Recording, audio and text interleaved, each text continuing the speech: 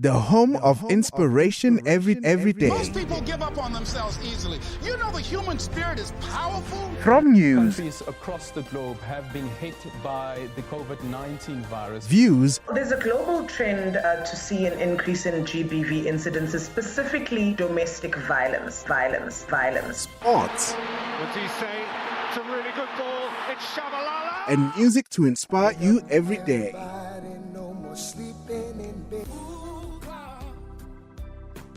This is Vuka Online, your inspiration radio station. Good evening and welcome to another edition of The Cycle right here on Vuka Online Radio with me, your host, Mogale Mothale. Thanks to my colleague, Mogale Mothale, for that news bulletin. He will be coming back at 7 p.m. for the latest in the news. And thanks to you, all our listeners this evening. Thank you so much for streaming. We really appreciate you because what we are doing, we are doing it for you. And if you guys are not here, this whole thing becomes meaningless.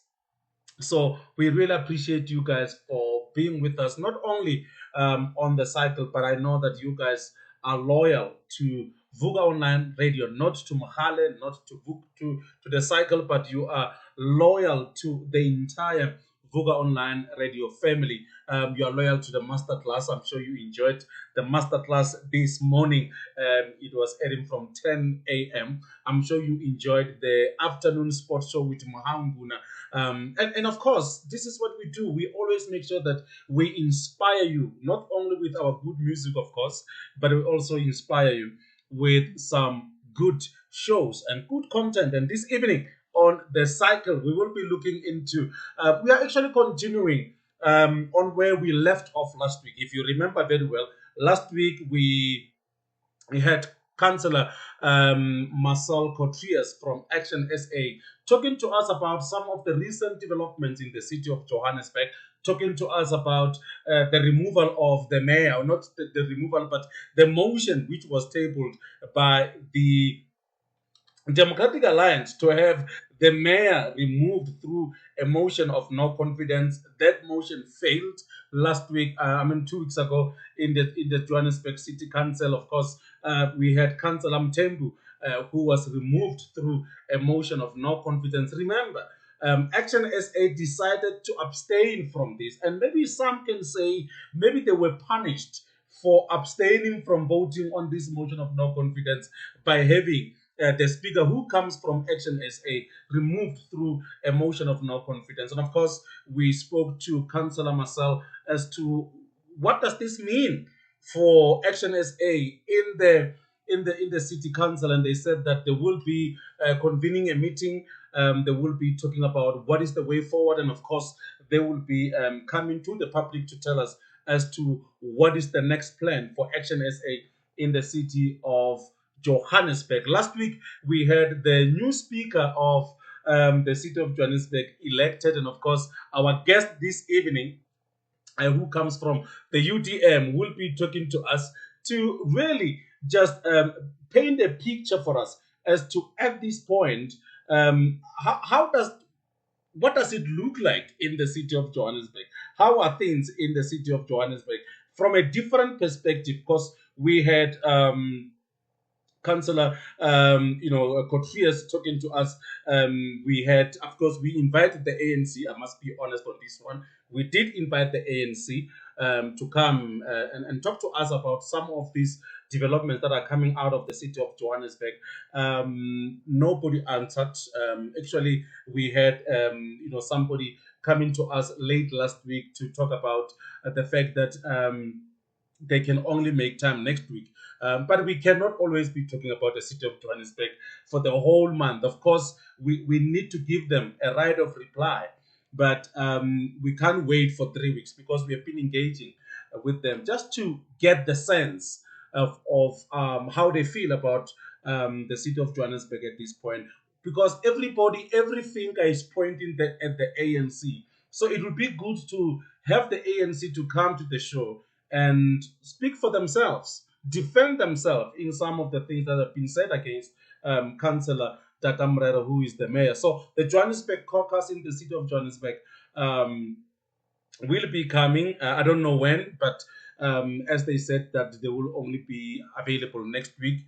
We will see if we can have some time on the show next week to just bring them into the show so that they can just have a right of reply.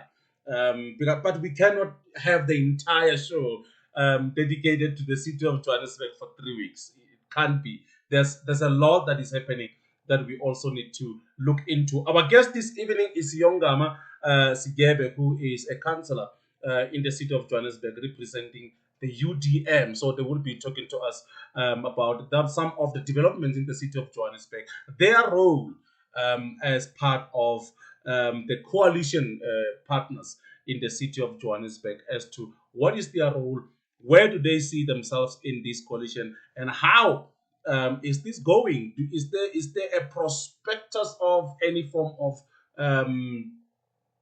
success on this? Because we have seen in the city of Tshwane, it looks like it's very stable.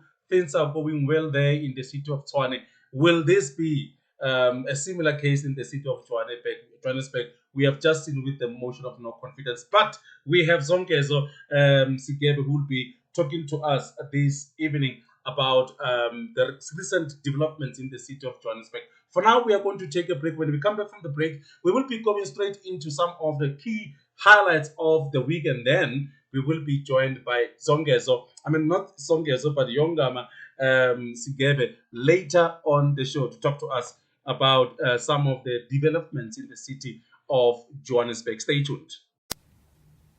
How do you know the life of personal coach you're about to work with is who they say they are? How do you know if they can do the job? At the Africa Board for Coaching, Consulting and Coaching Psychology, we can tell you. So, before you share your secrets and spend your money, check with us first. Visit www.abccccp.com or call us on 012-751-7608. The ABCCP, the professional body for coaches. Welcome back to the show this evening with me, your host, Mogale Mothale. Thanks again for all of you who are streaming tonight, who have joined us this evening. We thank you so much for being with us this evening. For the benefit of those who maybe just joined us, we will be talking to Councillor Yongama Zigebe later on the show, who will be joining us to talk to us about some of the current developments in the city of Johannesburg. If you remember very well, we had a conversation last week with Marcel Cotrias, Councillor Marcel Cotrias from Action SA, talking to us about the failed motion of no confidence on Mayor Dada Mrero. If you remember very well, they abstained from voting on that motion and they lost Councillor Nobutlem Tembu as the Speaker of the City Council. And many people have been saying that perhaps they were punished by the ANC and other coalition partners for not voting against the motion of no confidence on the mayor. You remember very well, they abstained from that motion, signaling that they actually don't support Mayor Dada Mrero as the mayor of the city of Johannesburg. They accuse him of many things. Among those things is the fact that he is the mayor who doesn't consult when he makes decisions. If you remember very well, when we had the DA caucus leader in the city of Johannesburg about a month or so ago, she also spoke about the fact that he doesn't consult. He does things all by himself. He only consult those who are in the coalition. He only consult those who are loyal to him. So he does not actually consult all the political parties represented in the city council. So Yongama Zigebe will be talking to us this evening about some of the current developments happening in the city of Johannesburg. If you remember very well, last week they elected a new mayor, and also not the new mayor, but the new speaker of the council. And Yongama Zigebe was also nominated, but unfortunately he did not make it.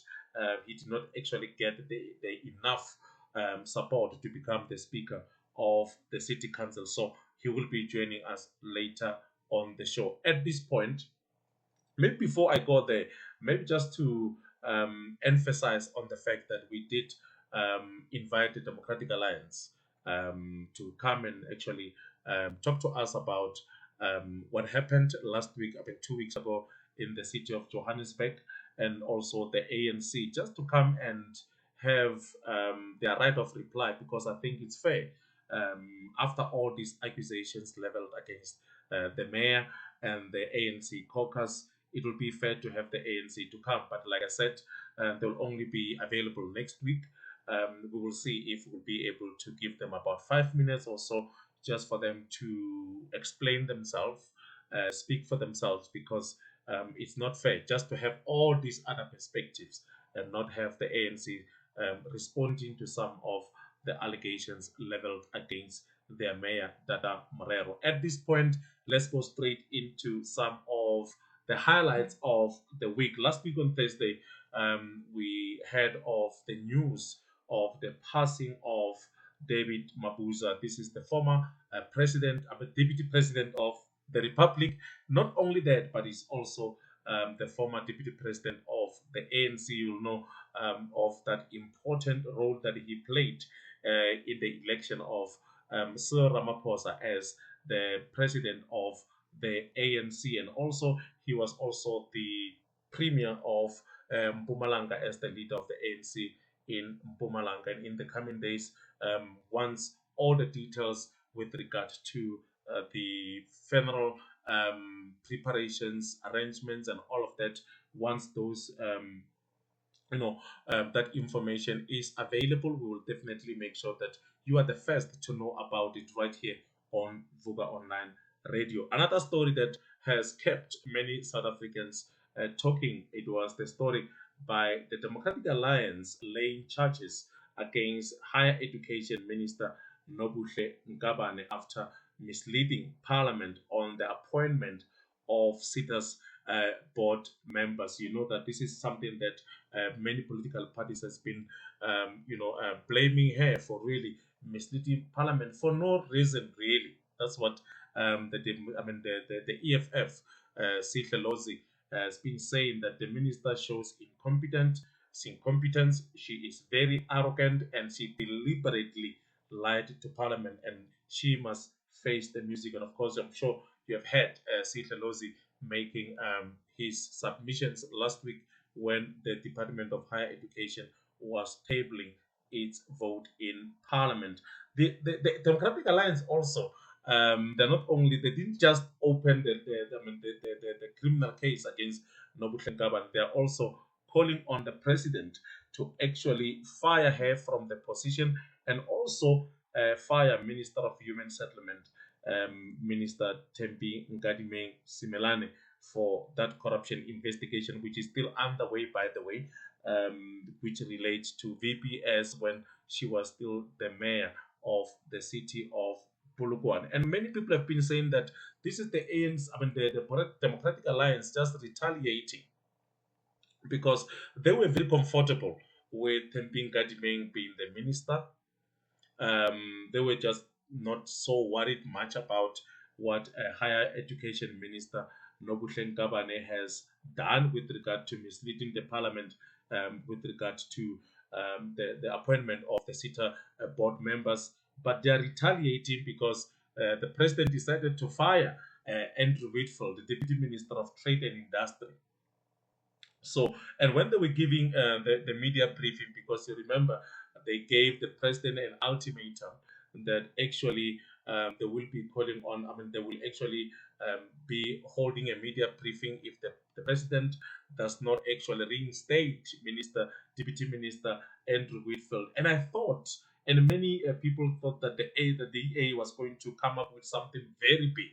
I thought that they were actually going to say that they will be withdrawing from the GNU. Many people have been saying that they cannot withdraw from the GNU because there's a lot that is happening in the GNU, and there's a lot of people who are interested in the GNU, and they want the Democratic Alliance and the ANC to actually remain in the GNU, regardless of the challenges, regardless of the hurdles that are going on in the GNU. If you remember, there was a time when the GNU was really under a serious threat. That was during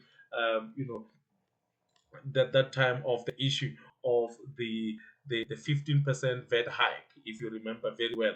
And many people said that there was no way the Democratic Alliance was going to pull out of the GNU because big business has actually instructed them to really remain in the GNU. So that is just how interesting it gets every time when the DA threatens to withdraw from the GNU or say that they've got a big announcement to make. One wonders whether they will actually be withdrawing from the GNU. But this time they said that they're not withdrawing from the GNU. However, they are withdrawing from the national dialogue that is set to take place on the 15th of August. We remember that this national dialogue will be going to all regions, all provinces across the country to engage with communities, to engage with leaders in different spheres of this country. So it's quite interesting to see how this will unfold without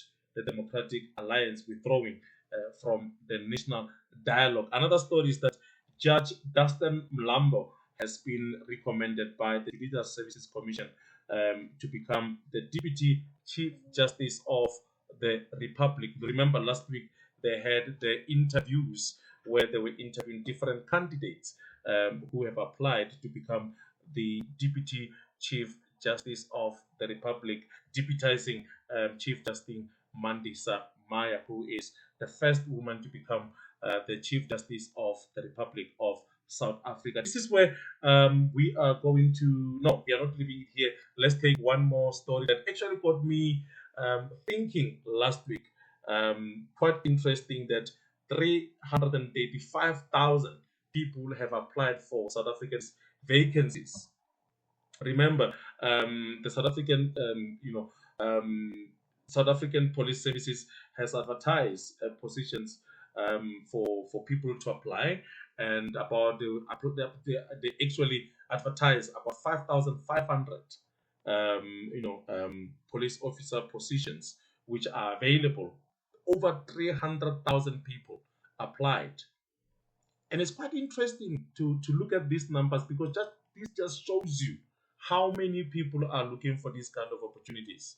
Over 300,000 people have applied for 5,500 positions. And actually, my colleague Mogale Mothale last week spoke to me about this. He said, you know what, we need to bring in the South African Police Services just to talk to us about their new way of recruiting, because this was completely online. You didn't have to take anything to the nearest police stations. You just have to make sure that you go into their website and you apply from that portal. So it is quite interesting, and at the same time it's also worrying because it shows that we are not actually turning the corner in terms of making sure that this economy grows at the level that will be able to create much needed jobs, whether in the construction, in the agriculture, in the banking sector, whatever the sector. When we hear of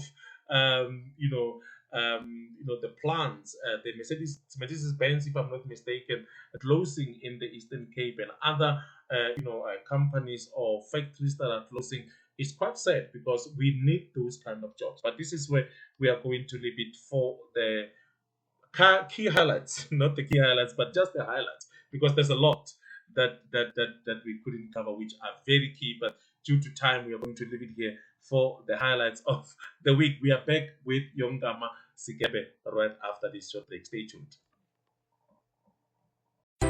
The Africa Center for Work-Based Learning is a professional development center for professionals who aim to improve their professional standing. This means that the learning programs we run are more than just academic programs. They are work-based programs that focus on leveraging your current experience as a professional to build your overall profile. A year down the line, the Africa Center for Work-Based Learning is developing into a preferred center for professional development in Pretoria, with 8 professional development faculties including accounting, teaching, entrepreneurship, as well as IT and many more. For more information, go to acwbl.org or dial +27 12 751 7608. The Africa Center for Work-Based Learning, where work is learning.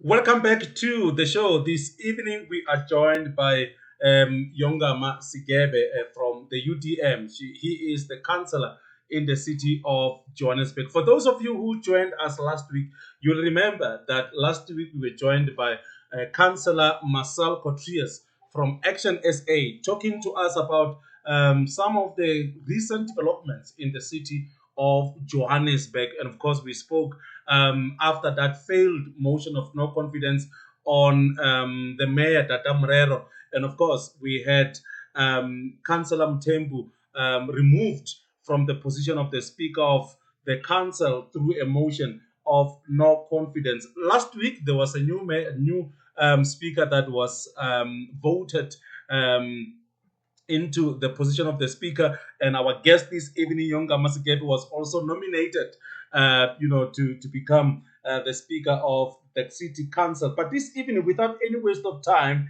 and before we can get straight into our discussion for this evening, let's welcome Councillor Yongama Zigebe on the show. Yongama Zigebe, good evening and welcome to Vuka. Thank you, Ashaka, for welcoming me, and good evening to you, our listeners at home. I'm glad that you have us. Thank you so much. Maybe if you can just paint a picture for us as to, for those of us who are not privy to what is happening in the city council, what is happening in the mayor's office, what is happening in the committees and all of this. From a political point of view, how is the situation looking like? Is it a situation that can give the people of Johannesburg hope that services will be delivered? The City of Johannesburg will deliver on its mandate? I think not all hope is lost within the City of Johannesburg. I think also because the city is one resilient, giant of Africa that we are currently serving the people through. So there is hope. There is financial, stability that the city is working on currently. It is not to where we want it to be, but the plans that are in place to stabilize our finances, because you remember that our people have been complaining about billing systems that are not in place. They have been built wrong. They have been their addresses wrong and whatnot. For the revenue streams of the city of Johannesburg have been volatile for quite some time. You'd find that city power is having a huge challenges to a point. They've been owing billions of rands to Eskom. We find that there are water cuts and so on and so forth. Like for instance, even during council, we did not have water, and these are some of the issues that had happened because of the rand water systems upgrade and so on and so forth. But I think the people of Johannesburg can look forward to a slightly brighter future. Not all rosy, but it is something that is currently being worked on, because I think the current government has inherited a system that has been totally broken, from infrastructure, from finance, and so on. But I think what also derails Johannesburg's,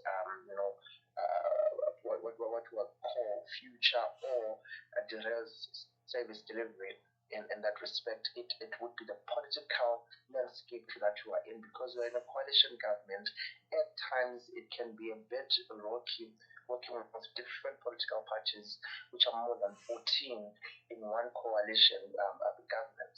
But also I think we have a commitment to make sure that this the coalition government does not fail. And hence the mayor the mayor has been introducing your cleaner cities, your infrastructure, rapid services, your bomb squad to make sure that we iron out the bottlenecks that are out there.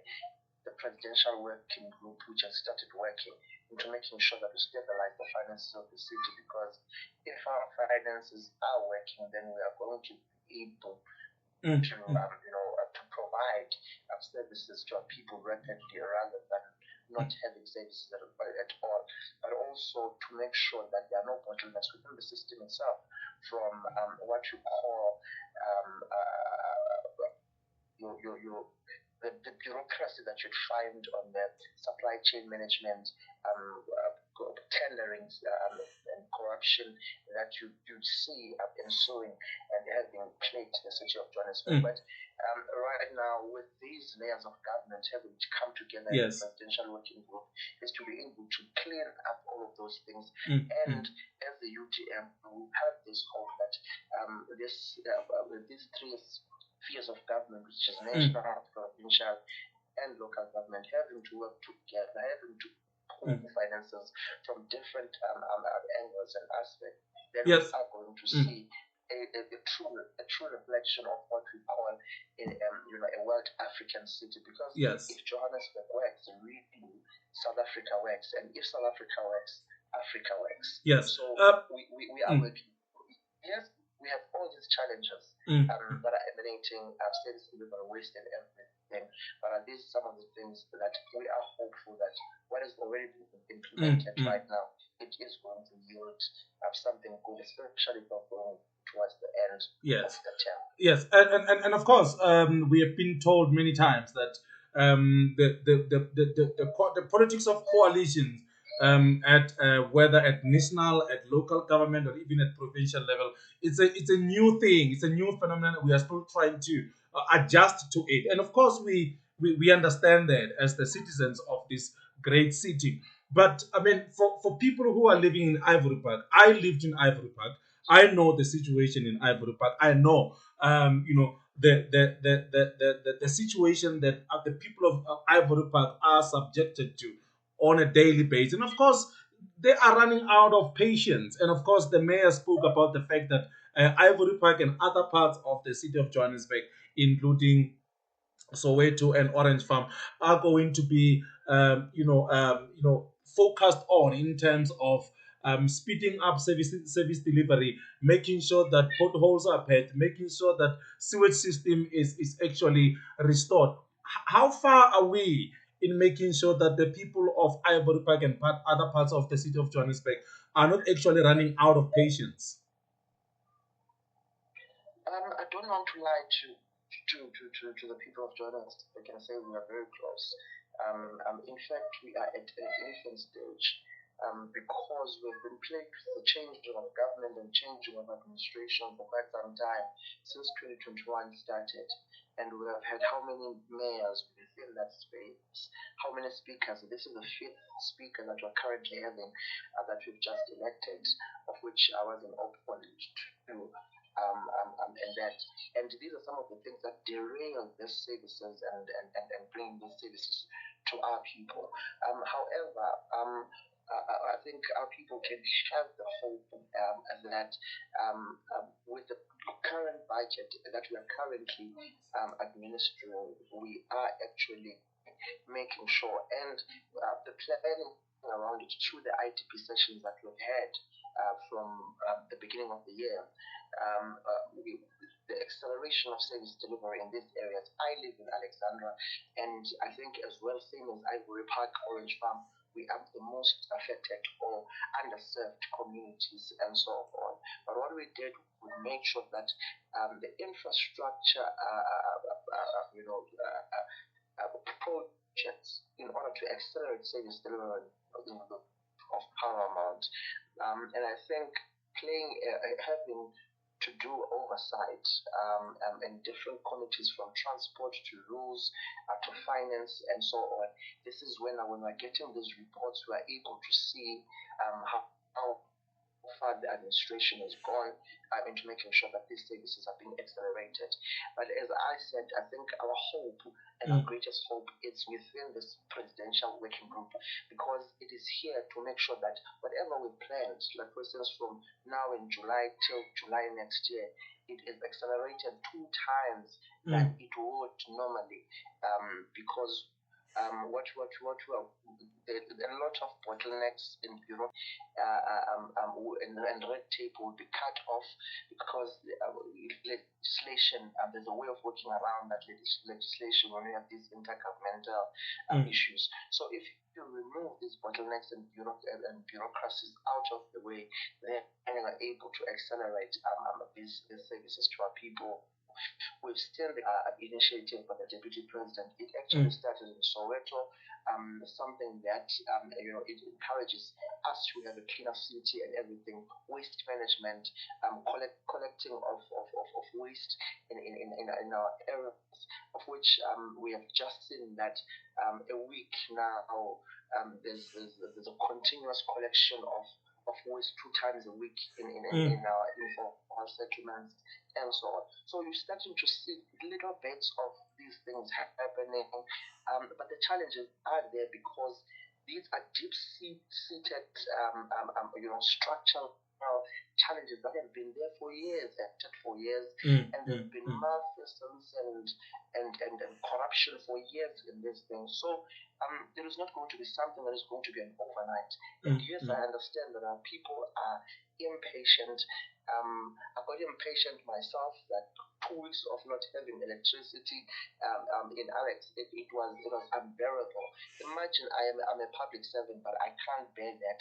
How much more people who do not know the processes and so on of what happened. Why is City Power and ESCOM taking this time to provide electricity? How are they feeling? But I believe right now, even with that type of provision of electricity, because it was a fault of a transformer, it usually takes more than 4 weeks, but it took 2 weeks this time around. Now, one person would say, okay, at least these efforts that we're putting in, they're trickling just a bit there and there. It is going to take long. I don't want to lie. For us to get to a point whereby if a problem happens now, within 24 hours it is fixed. It is going to take a long time. But I'm hopeful. But also I want to say to our people, you have a right to come into communities of the city. The calendar is on the website of the city. Take part and in this, follow us on socials, because we always post about when are the committees and everything. When you have an issue with a service delivery issue that the department does not follow up or does not affect, you come to the committee. It's either finance, it's either in infrastructure and environment, whatever the case might be, and lay that complaint to the committee and the chairperson of the committee. Do you know what's nice about committees is because these departments come in those committees every month to come and give account. Yes. So you are able to hold these departments accountable right there and there, and they have to answer to saying why is this community not served in this way and what happened. They are able to give an answer. They are able, you as a chairperson, to say to them right now, go and fix that, and it actually happens. I've seen it in my own committee, which is for gender, youth, and people with disabilities, where we're talking about why are we finding women and children begging on the streets? Every robot or intersection in the city of Johannesburg, the social development needs to do something. The metro police needs to do something. We're not talking about just arresting people, but we are talking about having to find out what are the issues that make these women to come on the streets, and then as government we find interventions. And it actually happened a couple of weeks ago, whereby an interdepartmental operation was taken, and we profiled these women, and some of them could actually be taken and be put into skills development and so on. And why were you sitting all along and not doing this thing? and Councillor, So what I'm saying, what I'm trying to say, No, I'm just saying that. So what I'm trying to say is that let the committees come. I mean, communities come to these committees. Get in touch with your councillors to say, how do I get to the committees? Get in touch with us. Yeah. Come to these committees. Help us hold our departments to account. Yes. So that you get your services faster. And if there are these interventions that yes. are done by the president, which would also assist in exercise. Yes. No, I'm just saying that, Councillor. As we conclude, because we have run out of time, we literally have about 2 minutes. Literally 2 minutes. But I just want to ask you this. I understand that it's a process. It's not something that is going to happen overnight. That I understand. But maybe just talk to us about, simple things like cleaning the streets, keeping the streets of the inner city. I was in the inner city a few days ago. I did not like what I saw. Like I told you, I lived in Ivory Park. Even if you go there today, there are potholes that have been there for years. There are garbage that is not even collected. I mean, for me, before we can get into bringing, the state-of-the-art infrastructure that you spoke about, that is still in an infancy stage, but what are we doing with simple things like just making sure that we close the water leakages, we sort out the sewage that is spilling all over the places in Ivory Park? What are we doing in making sure that we just keep the street clean? If it's a matter of talking to our people to say stop littering, when are we going out there having those community engagement to say this is how we should take care of our environment? Maybe in about a minute or so, just talk to us about that. There are initiatives that have been started about the inner city rejuvenation program, where it talks about littering, talks about cleaner streets, talks about leakages, and so on. Also, it's interdepartmental, whereby the mayor will go out with his departments and spend a week in a region, and so on and so forth. But I think where we're lacking on communication and community education. Where we are going to, educate our communities on how to treat our infrastructure, number one, how to treat your taps, how to protect them from vandalism, how to clean, why is it important to clean the streets, that if the streets where you live, your health benefits and so on and so forth. That is where we are currently lacking. I think if we can, get our communities to government, because the programs of government are actually programs of our people. If they can get them to own and have ownership and a sense of ownership around the programs that we are implementing, then we are going to have these safer cities, cleaner cities,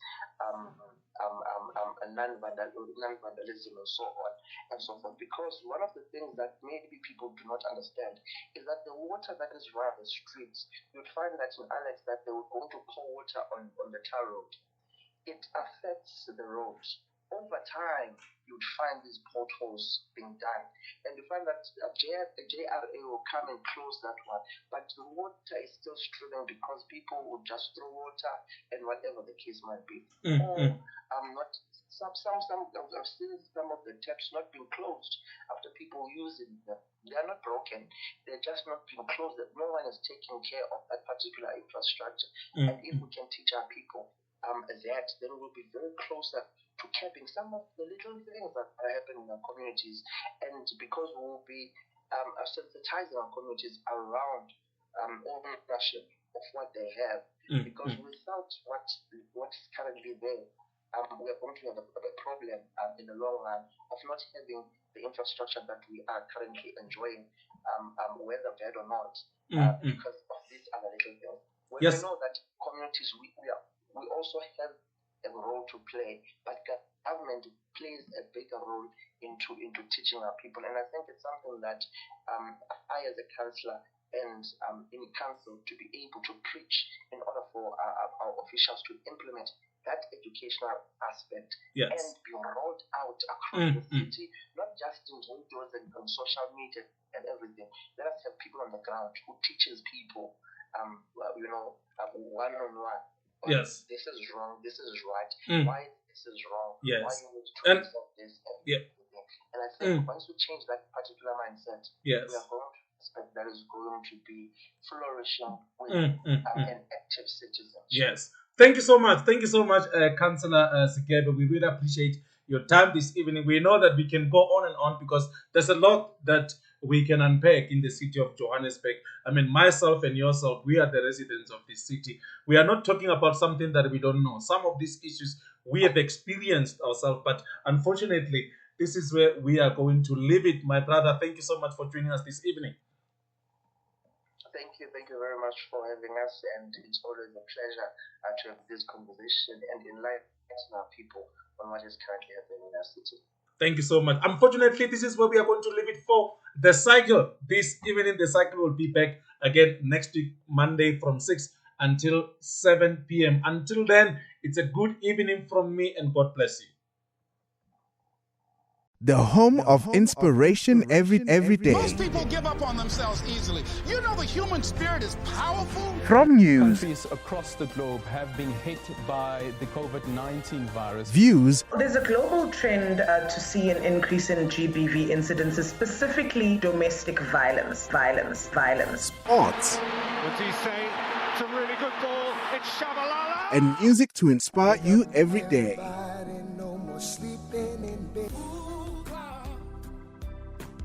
This is Vuka Online, your inspiration radio station.